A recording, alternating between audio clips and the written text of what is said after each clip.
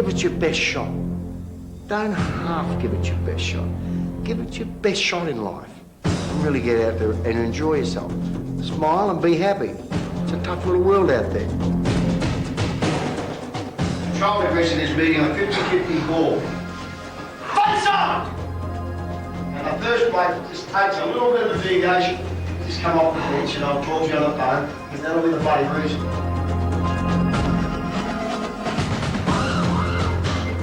I guess Ron Barassi probably before him have been probably the two key people, I think, coaches, players or whatever else is in the game that have actually changed the nature of Australian football. What he does too is he threatens a lot of people by the way he is. He calls himself Edward de Bono's mad half-brother. That's how he sees himself. He's a great politician, and he's best when his back's against the wall. It was a bit frightening, I suppose, meeting Kevin the first time.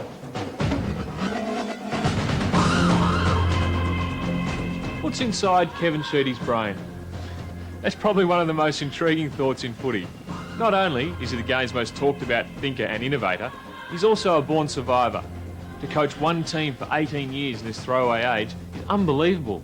Sheedy's a man of many secrets, but for this special program, he'll take us into his world and to places where cameras and fans are usually forbidden. And later on, Sheeds will get a few surprises of his own. I must say, I can't wait to find out more about what makes Kevin Sheedy tick. You're a plumber by trade, and well, you and my... I don't think I was ever a tradesman. Well, you were a plumber for a little while, and you and I maybe, not had a falling out, but you wrote in your book that we weren't the same kind of people, and I think probably Hasn't that proved to be right? other people probably took more offence to it. Actually, Sheeds wrote that he didn't think we'd ever be mates. He reckoned I'd have better things to do with my life, like engineering or telling plumbers what to do. Because a guy like yourself, a guy like, say, Watson, right, a guy like, we'll just say Shane Crawford, any good-looking sort of guy, totally athletic, fit. The whole of the female population of Australia reckon, oh, what a superstar stud these guys are. And here I am, little Irishman sitting here with a red nose, getting older and crotchety. And Sheeds wears his Irish ancestry like a badge. This year, he was awarded the Order of Australia for his community work, and he's one of the country's most sought-after motivators. Yet, deep down, he'll always be the back-pocket plumber who Tommy Hafey yelled at during the 1975 finals. Kevin, fair dinkum, mate, you've got to put your boot into the ball. You're too slow to do all this finessing. Bloody back-pocket plumber. That's what I want. Well, I think that's one of his strengths. He likes to be seen as the boy from the back streets of Paran who's been a plumber and has had to educate himself in a real footy sense, and has done that brilliantly. Some people would say he's bordering on eccentric. I would say I don't know whether he is or not, because there are times when I felt that perhaps he's a creative genius. There's other times when I thought that he's a nutty professor. He can be as hard-nosed as any man I've ever known, and he can be as compassionate as your grandmother. So I think he's a contradiction of all those things, and he probably is all those things. Physical smartness is aggression at the ball, and it's controlled aggression. There are no free kicks. Sheeds is in his classroom. Make that his workshop. Essendon are about to run onto the MCG against the West Coast Eagles, a game which I'll remember for all the wrong reasons. Here, Sheedy the coach is both plumber and teacher. Let Gardner know how good a player you're going to be. So how you're going to be. Look at me stretch him. Stretch him. Get your knee right up and eyeball him right in the eye and have a real go. A lot of noise can sometimes mean nothing to you. Just going to go through grabbing opportunities. And Michael, terrific last week. When you come on the ground, just go for it. And even when you're going to find out when you're going to be a top player again. Let's go for it. Just go. We're in this room with Sheedy, the assistant coaches and the 22 players. Here, the last of the battle plans are laid. It's your willpower against theirs. If it's 50-50, the person that wants to get the ball going our way, that's the person we're looking at. There's not much in it, is there? Not much in it. In any top sporting level, you know, there's not much in it. Have a little Olympic swim, there's not much in it, it's a touch. A hand sometimes wins a gold medal. A hand sometimes gets the ball going our way and might get to the goal when it's a bloody game. So, willpower. Adventure, let's have a look at some adventure. Here's some adventure. Some rotations of adventurers. You might grab one, don't worry about it. Look at the next goal. The Sheedy speech that most players remember best was at half-time in the 1993 preliminary final. We were 44 points down against the Adelaide Crows. At half-time, we went straight up the race, sat down, and he sort of came in and he spoke almost immediately. And he talked about all the, you know, the journey that the players had already been on as individuals and getting to that level, and how in your life you had to test yourself, how some people will never get the opportunity to really test themselves to find out really what they can achieve. Sheeds roused Essendon to get up and win, and a week later, we snared the premiership. No doubt Tim Watson enjoyed the journey. With a few minutes to go and the preliminary final in the balance, he had the ball on the half-forward line and made a dreadful mistake. He took off, sprinted like the Watson of 10 years earlier, and kicked the goal that probably won us the game. Watson's got it. Watson goes for goal. And as for that speech, well, I should repeat that most players have never forgotten it. Thanks to a goal kicked by Timmy Watson. I think Timmy Watson always said it was the greatest speech of all time. I can't bloody remember a thing. Because I was actually thinking about my family who's coming down for next week for the grand final, and because there was 14 in the house the next week, so I was more or less thinking about that, so instead of listening to the speech. So yeah, Kevin had a big effect on me on that quarter, yeah. Sheeds is honest enough to admit you don't coach blokes like Longy, you just let them play.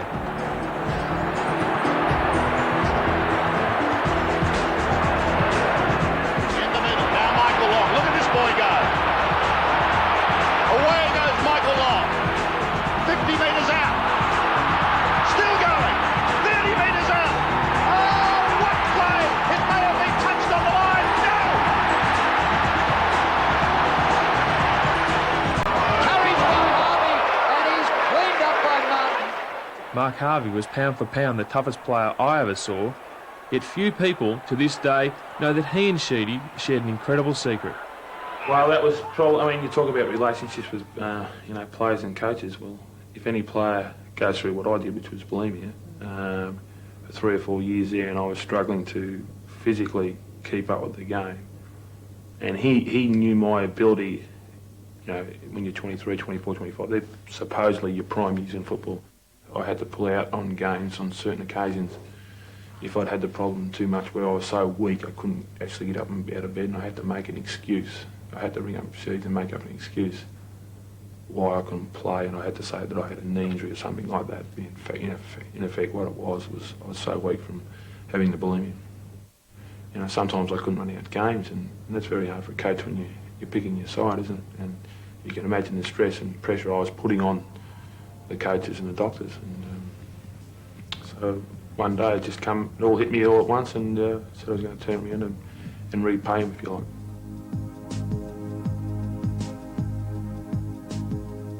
When Harves came to play the last of his 206 games, there wasn't a dry eye in the house. In effect, I wanted to retire about 8 weeks before that last game because I wasn't getting anywhere, I was struggling. And I said, look, you know, I want to retire. And at that point, Sheeds knew his 400th game was the last game of the year, and he just said that, look, it would be a great honour for you to go out and run out there with my kids and your kids. And as a direct result from that meeting, I said, I'll hang in there and play that last game.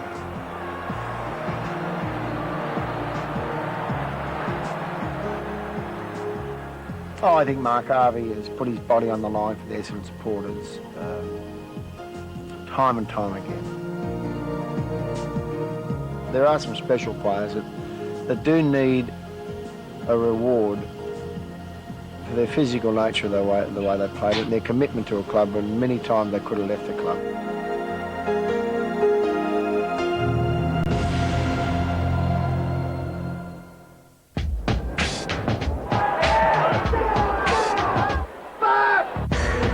Coaching is an intense business. These men groan and grimace their way through every weekend. Maybe company bosses make bigger decisions, but their boardrooms aren't live on TV and they don't have to explain every mistake to a jury of would-be executioners. Is it his last game coaching Essendon? The rumours are still very strong. For the first time in the 20 years I've known you, will you give me a direct answer? 18 years now at Essendon, and the critics aren't far away. Is the fact that last year was such a disappointment and the team tumbled down to 10th, does that get you back on track and you sort of say, well, I'll leave those peripheral issues for another day? Does that upset you that you put so much time into the Essendon Football Club and spent 18 years here and still there are people who don't want you here? Look, that's happened most of my life. I remember playing at Richmond at one stage and some people on the Richmond committee didn't like the way I played.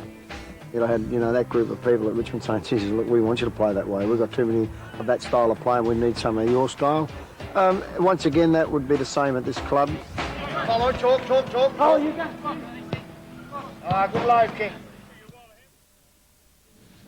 So he is coming. Well, he says he's coming, Paul, but you know what he's like. I'll ring him on his phone. We wait for him quite a lot, yes. Usually quite a long time, yeah. Geraldine Sheedy and her 4 children, Renee, Jessica, Chelsea and Sam, are used to waiting. Sheeds has been held up at training. Nothing. See you later. Bye. Wait. Yeah, we'll wait, Paul. It's not far away, so we don't... He lives around the corner and he means like half an hour away. He can be home working because I think he misses out, a bit on family life kind of thing. I think because we're all growing up now and we're leaving home and stuff, so he's not going to have much longer.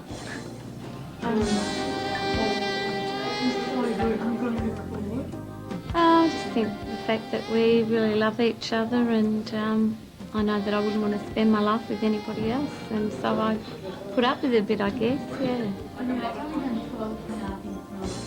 How are you, Saul? Very well, how are you? Some good food. Don't be like that. Don't be like that, thank you. I'm always early. Geraldine, she's a bloody martyr. Putting it in a person like me. I don't often say this. I'm glad you said it, Sheeds. I can tell by the eyes and the thoughts of many of the women in this club that not many women would put up with me. And I know that. So I've got a special person there, and her name's Geraldine, and she's, we've had 4 kids, and I would say that probably deep down I would never been able to do the things in my life if I didn't have that sort of woman, because being the style of person I am, I'm probably slightly selfish, I'd be fair enough to say that. With time for my own self as well as time for the family.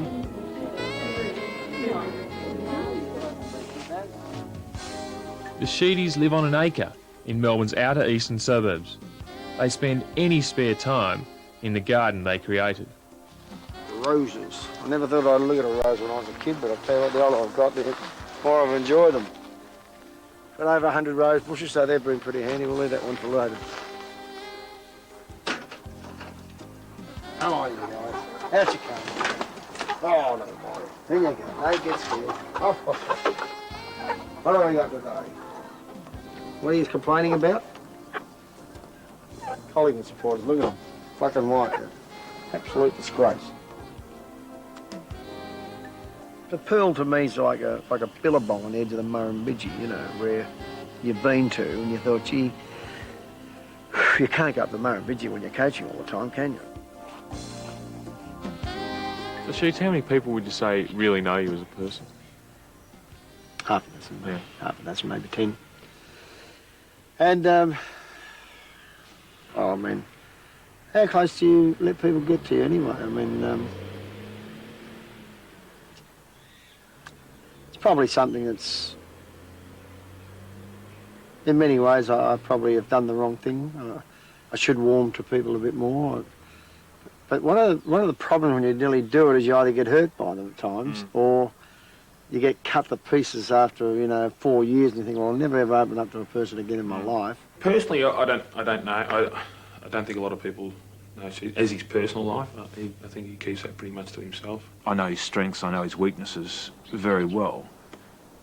But as a man, I think that Kevin has a great ability to extract information from people, but I don't think that at the end of the day he actually gives you much.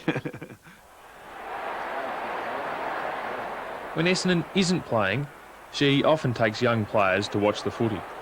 Well, I like to see where their thinking is compared to where mine is, and mine might be a long way off.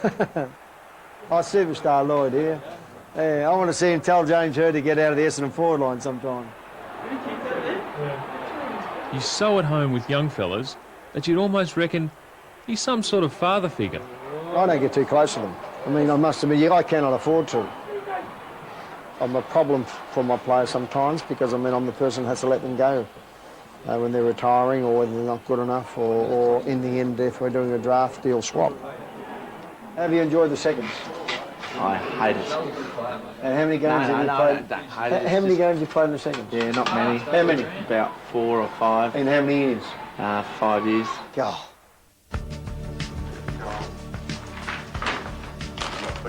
Monday morning in Sheedy's meeting room, the coaches start their preparation for the weekend's match with a post-mortem of the previous round.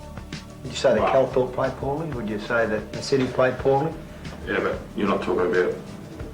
Hard stuff? Real? No, you've got to work hard at it. You see Joe ripping in into the packs and getting out. And, I mean, you would solve them, wouldn't you? But those sort of points.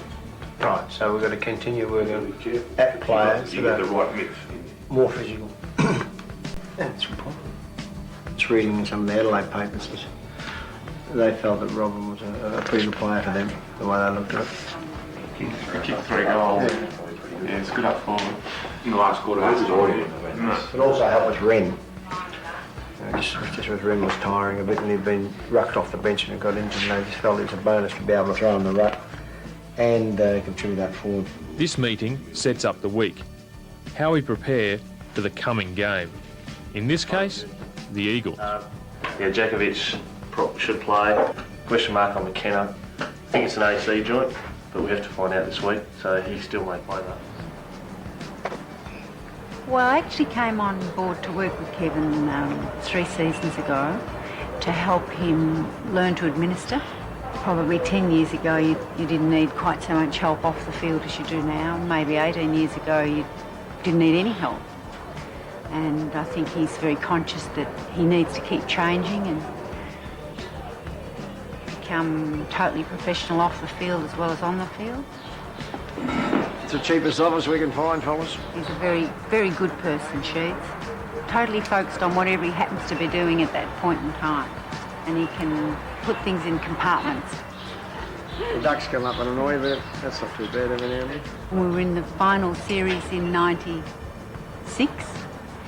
He was just so completely focused on the finals and playing and coaching that I don't think he got out of the tracksuit that he had on. He was just so preoccupied with coaching. I don't think he even knew what he had on. Yeah, this is 1969 ration from the only thing I've probably kept in the army other than my sense of humour, which was 1969 I marched in. Today is supposed to be Sheedy's only day off for the week. Just 4 or 5 appointments. The first he's looking forward to, meeting up with his mum, Irene, and his first teacher, Sister Rupert. There they are. A couple of girls. How are you all? How you been? It was lovely. He was always very good.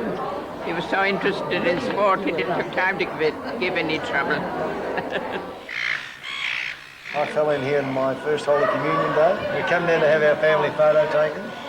And Dad, I was telling Dad to come over here. I noticed some eels in the water. And I'd never seen eels, you know. And so the day of my first Holy Communion, I just went straight back in there and absolutely made an idiot of myself. Can't beat this place. Can't beat it. I'll tell you this, you never want to have him as a plumber. I couldn't get him to put a washer on a tap. I had to get one of his mates to come, put some washers on the taps, and they sent me a bill for $37. I'll never forget it. What year was it, 80s or 70s? If it was 1970s, you're in trouble. 60s. Whoa! Wait, he got that pretty hard. No free kick as Sheedy comes through. You don't bag for Essendon? To Sheedy. Sheedy, oh, beautiful pass, fella. Bag for Richmond. That's right. I never ever change. They're stubborn, aren't they, these women? Even women can be stubborn. Towards the wing, Atkinson coming across, but a great mark in defence taken by Kevin Sheedy. One little son over there coaching the Bombers, and you just won't jump the bridge. You won't cross town, will you? I lived there for a while, that was enough. Well, I've lost count of the number of times I've actually seen Sheedy in the middle of the pack on the ball, Jack. He doesn't give up, does he? No, he doesn't. He's a good battler, Frank. He battles well for his side. Sheeds clocked up 254 games for the Tigers, including 3 premierships, with his boyhood mate, Kevin Bartlett.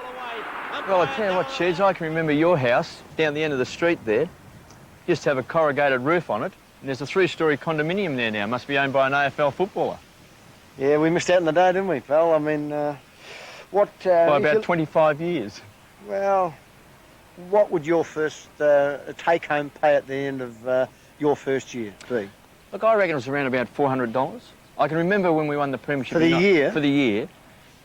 Blokes get that to turn up for training these days, don't they? Sheedy grew up in tough circumstances.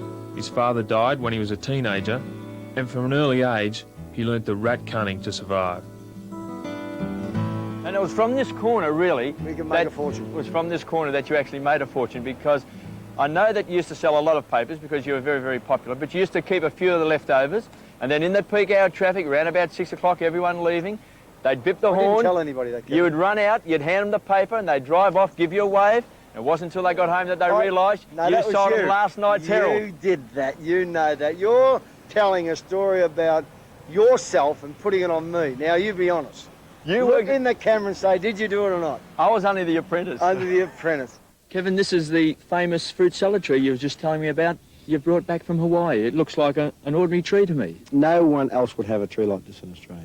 First, you know, pluck a banana in, just like that. Now, you've never seen a banana come off a tree like that before. That's amazing. Come along here, anywhere, and you could just pick up an orange. He couldn't mark, he couldn't kick, and he couldn't run, all those sorts of things, and he proved everyone wrong. And of course, once again, have a look at the size of the grapefruit. I mean, that is an unbelievable grapefruit. You know, nearly 250 games of AFL football, played for Victoria, won Best and Fairest awards, captain of his club, and then went on to be a successful coach. And I suppose even during his coaching career, he's had his knockers and his self-doubters.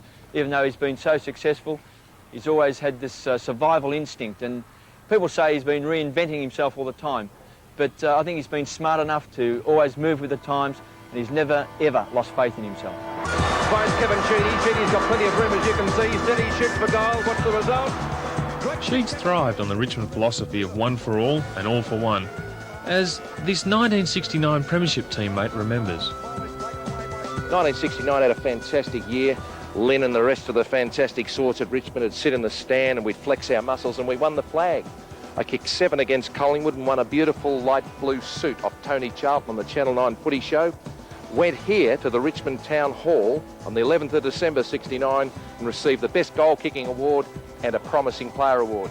Walk round the corner, someone said something unsavoury to my then fiancé. I gave him one to go on with and copped one from the side that I don't think Mike Tyson could have worn. I've walked back into the foyer of the town hall with blood streaming all over this magnificent blue and now red suit. Graham Richmond says, "What happened, Cocko?" I told him.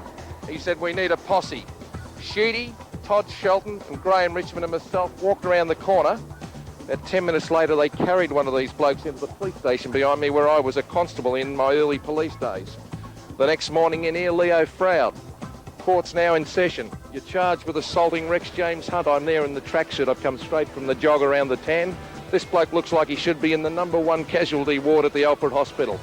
Leo Froud said, "Is this man actually charged with assaulting you? Is he, Mr. Hunt?" I said, "Yes, sir, he is." Told him, fine $200, and out we go. Leo Froud said to me, "Rex, you got a minute?" I said, "Yes, sir, your worship." He said, "Next time you have one like this," he said, "give him a month to get the bandages off so that it doesn't look so stupid." It was good times then. An eye for an eye and a tooth for a tooth. If it happened now, I'd be in jail.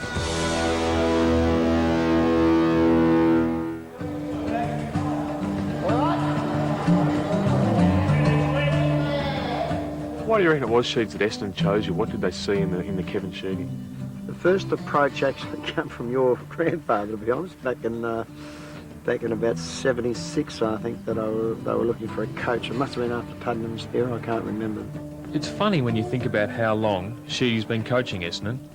Some of today's players were babies when he started. I was 7. Brian Davies just said to him one day, "How'd you like to coach Essendon?" Oh, Christ, he nearly jumped off his bloody chair. And that was the original start of Kevin Sheedy being a coach for Essendon. He was an ordinary plumber, full stop. They call him the Rabbit King because he's made his fortune selling rabbits with the first refrigerated trucks. Jack brought John Coleman to Essendon for a Fergie tractor and has backed Sheedy unwaveringly. When Sheedy was tempted by Dr. Edelston's Sydney dollars, Jack went straight to Sheed's working class heart. I said, "Kevin, you're a plumber, you're not bloody." He's got pink suits, pink shoes, pink scent, and his wife's got pink everything on. And he's got a helicopter that's pink and a bloody aeroplane that's pink. Don't ask me anymore, it's all plastic, you know. It might have had a bit of a bearing why I never went to Sydney. From the start, Sheedy was the catalyst for change. He demanded to be full-time, football's first full-time coach. Ever since, he's displayed a remarkably fertile imagination and an insatiable desire to be different. And, even after 18 years, he's never predictable. Innovations, like the 4-man interchange, football apprenticeships, the growing influence of Aboriginal players, the use of videos, and the marketing that's trebled Essendon's membership in his time. Not to mention a few tricks, like the day the Windy Hill windsock got tied down, or spying over the fence. Now, he's putting his hand up for a new job. I would like to be the development and promotions officer of the game that we've never played. And that to me is something I've spoken to a couple of people in Melbourne about and written about, and that is the best versus the rest. Best versus the rest. So you pick your best team from the, you can any get players playing the AFL? Well, I think that's the way we've got to go. I mean, I think that our state footy at the moment is just maybe, but we've never, ever in 100 years, and I don't know why, honestly don't know why, but we've never had the best 44 players on the ground at the one time. Probably in the time that I've been in the game, he's been the most interesting and provocative and ideas and creative, I think, in terms of his coaching of all the... There have been a few of them along the way over my period. Of course, sticking your neck out runs a risk of getting it chopped off. Louder. You've got to be heard in front of 50,000 people. I can hear you 10 yards away. Even in his first month as coach, Sheedy was carpeted for training the players until 7:45 at night. Don't be a robot, okay? Ball sitting there and you're waiting for it. You wouldn't do that in a game. I nearly went. You know, I thought to myself, well, definitely I'm in trouble here. You know, and we won, you know, we got beaten in '83. We were very hard at it in 1 and 2. And, you know, if anything, they said, look, you're going at this job too hard. You are too ruthless, virtually.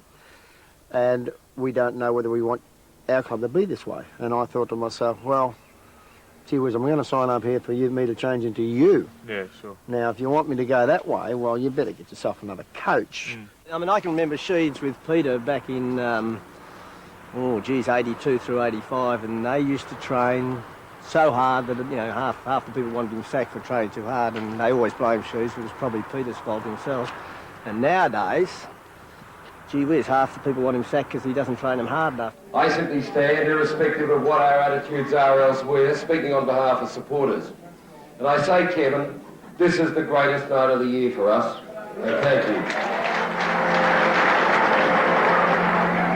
Now, you're going to have to bear with me a little bit tonight because I've been such a boring person at these sort of functions. I know how I can destroy a night very quickly. Very difficult to be an extrovert coach in a conservative community.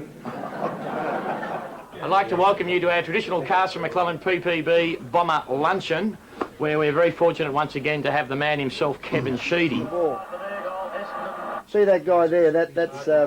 That's Hardwick, all right? Now, He works for the Commonwealth Bank. Have you ever seen a bank teller dive on a ball like that? Gary O'Donnell. Gary O'Donnell, okay, so the bank, you guys in the suits, you guys in suits and ties are doing well. He's got a thirst for knowledge, unbelievable thirst for knowledge. We'd be talking about theories of training and Bruce would be talking about injuries, diagnosis, etc. And it was like a sponge. And if you go to his library at home, it's just filled with books. Whenever he goes overseas, people buy golf clubs and tennis rackets. Sheedy buys books. I mean, half the time he'll rubbish the school teachers and the doctors and the engineers, but the fact is he is the frustrated academic.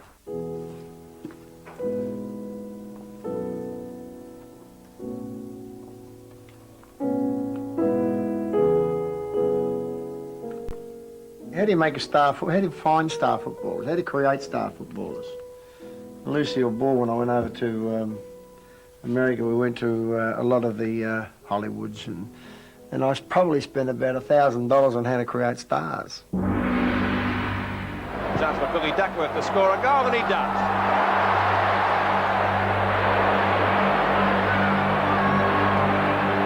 Coming over to Watson. This could be another goal. It is.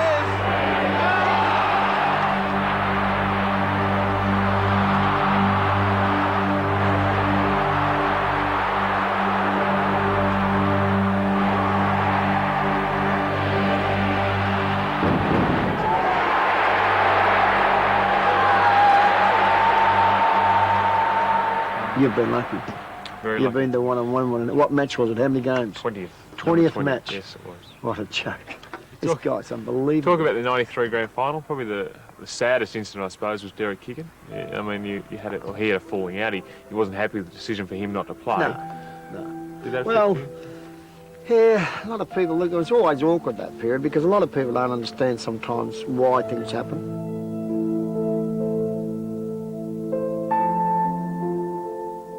Derek had played every game in 1993. It was left out altogether from our grand final side. To this day, Sheedy hasn't explained publicly why Derek wasn't told earlier. But on the Thursday night when the team was to be read out in the players' room, our former captain Simon Madden was there, mingling with his old mates. Simon Madden was the rucks coach of Carlton, and I wasn't going to announce the side totally across the board that night. Because I know that if Simon's the longest playing serving club player at this club, but if he had found it, naturally Carlton would have got hold of the side. It's quite easy, a phone call, and you know, he's a legend in the club, so I just didn't announce the side. I said, you know, 2 of you 5 are staying in and 2 of you 5 are going out. So that left the team open for 10 selections on that Thursday night. When the two teams ran onto the MCG, Carlton still didn't know our lineup. Essendon won the flag, and Derek Kickett has refused to speak to Sheedy ever since. You hate the word, Derek. Hate it? Hate. I'm kidding. Oh, yeah, personally, I hate his guts.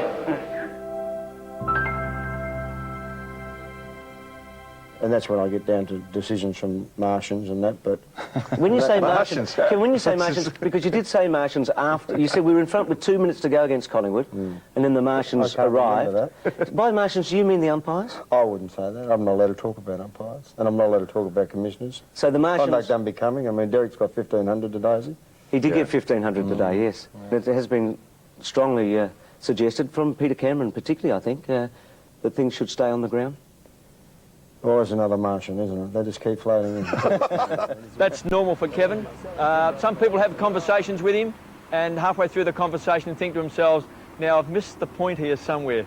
Not quite certain what he's talking about. But the main thing is Kevin knows what he's talking about, and I think that's important. So I think that we've been very, very hard, very, very committed to trying to work through a bit of a downtime, if you like that, and just hold the fort in the percentage area. Just hold the percentage area. He's different to deal with in that you can ask him a question and the answer doesn't necessarily bear any resemblance to the question because he's thinking on lots of different levels and pulling in from different areas all the time. He's always 2 or 3 steps in front of the next person.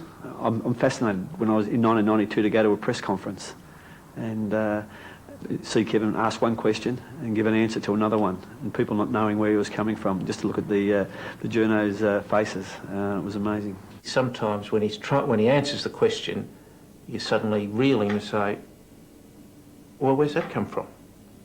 And you don't know. And sometimes I think Kevin doesn't know.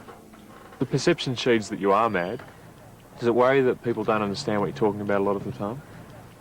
I've got no problem with that. I understand where they're coming from, and at times I might overstep the mark, and they've got to just, give me a kick in the backside and get me back on the track, and I've got to wear that because I'm prepared to. Look, if you're not there prepared to do things and lift the bar and push boundaries, I'll tell you what, we'd be the loveliest, shyest, quietest club in this. We wouldn't be in the AFL. Well, you just keep telling Ryan O'Connor he can't play. That's all. No, I just want... And you tell Fraser he can't play. I just want you to print it every week. Tell Patrick. Well, you won't now. Tell the fast bowler. I mean, that is an issue that you put it out there, and that's fantastic, because sometimes, as Muhammad Ali would say, that the people who criticise me the most possibly may inspire me the most. And it was a very good, for us, it was very good this week. To have 5 or 6 of those guys said they're virtually useless. He's got his own sense of humour. He calls himself Edward de Bono's mad half-brother. That's how he sees himself, because he thinks he's trying to be that creative all the time. Sometimes you're trying to make decisions, hopefully, that will be correct. He will not be right all the time. He threatens a lot of people by the way he is, and the way he approaches his job, and the way he achieves his successes. And it's not always the way that people would read these things out of a manual. There's the public Kevin Sheedy that we all see, and then there's the private Kevin Sheedy, and I think he is brilliant at putting forward this sort of maverick, enigmatic, almost absent-minded professor act that he's been sort of living on for the past 10, 15 years. He is just as ruthless and just as tough as he was as a defender for Richmond. It's a very dangerous little world you live in, because you're trying to put some philosophies out there. Well, when I was a journalist for the Herald, a sports writer for the Herald, I wrote that he was gone, or not necessarily gone, this was in the late 80s, that he was facing the sack or on the way out at Windy Hill. And there was definitely some truth to that. There were a lot of committeemen and a few others around the place that wanted him out. He was very, very upset about that. And I think he made sure that a couple of the people who spoke to me left Essendon as a result. He's got a long memory, Kevin. I think that's the Richmond in him. Even his closest mates, Mal Brown, Wayne Walsh, and teammates from his playing days still back up for a tennis game with Sheeds. And they're as competitive as ever. I got you guys in a couple of weeks, so don't worry about that. Sheedy never strays far from the Richmond South Yarra precincts where he grew up. Kevin, you're supposed to get some. No. And he's never loath to call on old mates. It's famous handball over the head. No, it doesn't matter what time. What time? If he wants you for anything, well, the phone rings. And he's not the sort of bloke you can go crook at, because he's... that's the make of him, and that's it. For a while, I thought I was getting these phone calls because he was ringing me because of the association of the old days. But I found out afterwards that he used to ring half a dozen senior business guys around Melbourne regularly and just seek their view. Then he would go away in a quiet room, sit down, think out what they'd said, think about his view and make his decision. So he used to go about his business in a very quiet, careful way. But at the end of the day, he made up his own mind. You've got to keep the place moving along and growing all the time. And so you'll have your critics. And coaching, yes, to define coaching is not just one word, madness. It's exciting and it's vibrant. I mean, I don't mind taking criticism from good, strong North Melbourne people like Aylett or Cheatley or, players like ex-players. But to listen to Dawson to me, he'd be a pink marshmallow, Dawson. And Miller would be a white marshmallow. I mean, that's about where I see those two softies. All right, boys, this is a big game Friday night at the MCG. We will want as many people there. The Phantom is one of those characters who are the soul of a footy club. Mark Doran has been hanging around Essendon for most of his 40 years, and Sheedy gives him the run of the place. Get your boots, hurry! This is the most important match of the season. What about last one? Should have won over there that way, should have won, but we are still on a roll, boys. A big, big roll. How big? Very big. He was there when I came along, and Tim Watson and Kevin Egan at the time just said, look, we really enjoy the guy, and he's been around the club ever since Tim had been there, and in all honesty, I just thought, well, why not? Let's go Friday night! A blast from the Phantom humanises what can be a pretty tough business. Certainly gave James a bit of a belting, didn't he? But when you play professional football, everyone's fair game. You've got Dermot Burton, who works for Channel 9, and kicking James Hurd's head in, who works for Channel 7, so you've got to be aware of that. So they're the sort of things I look at. Sheedy rises at 6 every morning to rifle through the papers and to shuffle a team on his magnetic board. Magnetic boards, we never had them in the old days. So. In 14 hours from now, he'll be sending us into battle against the Eagles. And, you know, it's like a mid-season grand final. Because this one means that you've got a chance to get a top 4 position and have your final in Melbourne if you're in the finals, or it is, because we don't play them again, we only play them once. So it's about an 8-point match, this one. This may sound unusual to other people, but to me it's something that has become a very natural thing. I've been writing to Sheeds since about May 1993. I've been, since the end of that year, I've been actually writing to him every week in the footy season. Fans like Shirley Murray are a measure of the support Sheedy has. Shirley is so devoted, she never misses sending him a few words of inspiration. We've had all sorts of misfortunes at the club, all sorts of bad luck, and I think that's when he needs the help just as much as when things are really firing. David, been fantastic this year, but just keep the bubble bars up. You know what he's like? He's like every now and then, I'll just run through here and I'll get your call or something like that. And don't take it from him. Ever, not West Coast. Be positive, keep them confused. That's been Sheedy's motto over the years. And this team meeting, an hour before the game, is to ensure we're all positive about our instructions. You just relax. You need to relax and play. You can play. Very important game for you to play. Now the challenge tonight, we have one of the youngest backline players in experience in the AFL in the top half of the AFL. That top area there. We have one of the most inexperienced backline players if you compared yourselves to Djakovic. Sheedy believes that, like 1992, he's bringing through a new batch of young warriors. And when Sheedy shows faith in you, he really believes. A lot of people think I'm taking a risk. I'll take risks with these, Solomon. You know what? I think you're going to be a good player. I just want to see no goals. I want to see you take the challenge on a White. Solomon and White, so they're a 100-game player and you'll get 600. Yeah, that's a bloody big ask. But I remember guys like Dustin Fletcher that younger than you, played a whole year and finally got there, and Hurdy the same. And Joe Massidi in the centre, and Mark McCurry. I'm taking a risk, but I think it's a bloody big risk. Some people say, oh, let's put bloody Solomon on. You know what that is? I'm seeing if you're going to be a top-line player. I mean, most of the players you really love and care for, you hope that they get a house out of footy, and you hope that they'll have a family that will be proud of their efforts.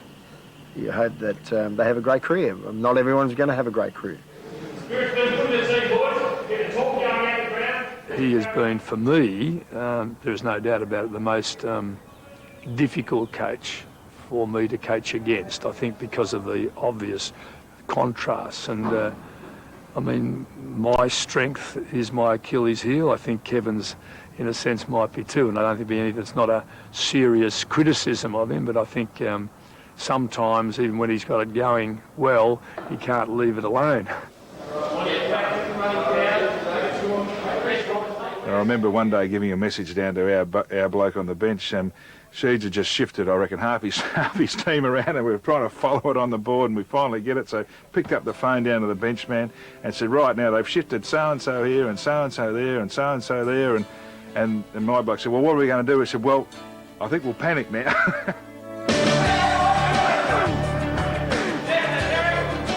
Tonight, Sheeds is against his former Richmond teammate, Mick Malthouse, another coach who served his apprenticeship in the back pocket. What a game! Essendon are back in the 6. Look at Kevin Sheedy. It was against the Eagles that Sheeds gave the now famous coat wave. And whoever wins tonight, you can bet there'll be a sea of swirling coats and scarves. Have you ever seen anything like it? Kevin Sheedy has started a tradition.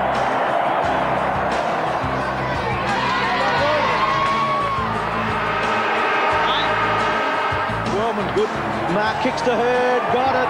Well, could James go back and kick the first goal of the night? So he hurt himself, Hurd, by the look of it. He's given it to Buick. He's hurt himself by the look of it, and is going to come from the ground, Hurd. My game ended in the first minute with a hamstring injury. The two teams are fighting for a finals place, and Sheedy's calling the changes.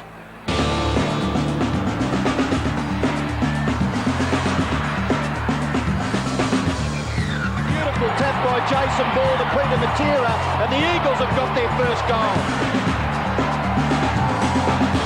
Gary Moorcroft, long kick, long goal.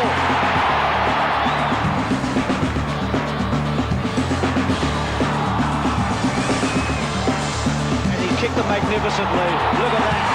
A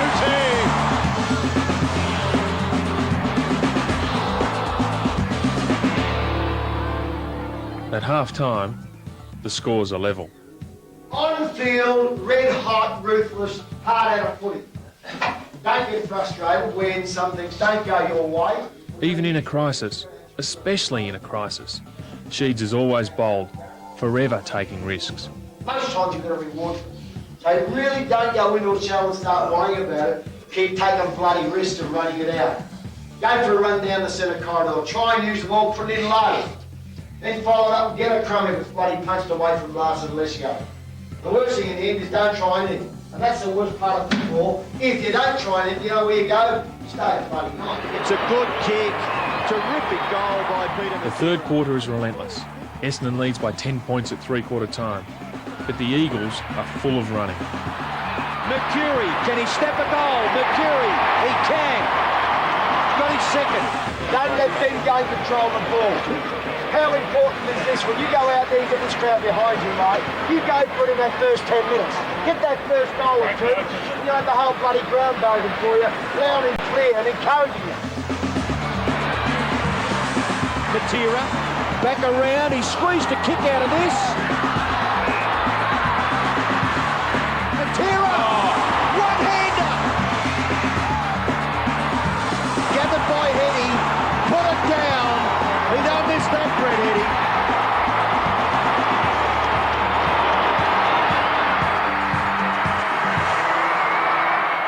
There is no nice way to lose an AFL football match, and Sheedy is soft on no man. Disappointing loss here. Don't just keep losing by 2 points and 11 points. But already, he's thinking about the next battle, the next victory, the next premiership. North Melbourne coming up. The last question, because you're interviewing me, but is it going to really burn in your gut if you never captain Essendon to a grand final and win a premiership? Well, that was my goal. It's going to hurt you right there? Yeah, sure. Well, that was my goal when I was about 5 years old, Sheed, so it will burn, yeah. And it's something I want to do. Yeah. So. You better hurry up.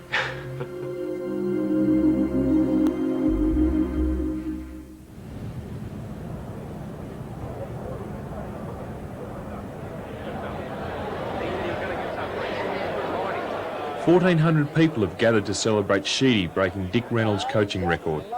The dinner itself is breaking records, the biggest function in Essendon's history. You love him or not? Yeah, of course. Yeah. How long is it when you pay your last bet? 100 years ago. Yet she may coach forevermore. She's may coach forevermore. Sheeds may well coach forevermore, though I doubt if there'll ever be another night like this. Had many scuffles, incidentally, with his own teammates. Oh, any of them stick in your mind? Oh, like one every year. Don't worry about that.